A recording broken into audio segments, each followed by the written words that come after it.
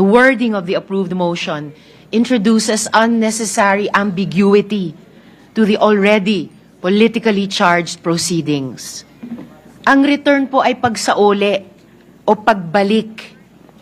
Sa usapin ng judiciary, nire-remand ang kaso pabalik sa lower court for further proceedings. Kaya po, I cannot accept this kind of wording.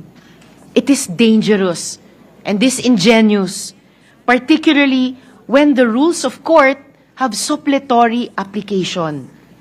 The same purpose could have been achieved by merely asking the House prosecutors to file a compliance and clarify certain issues.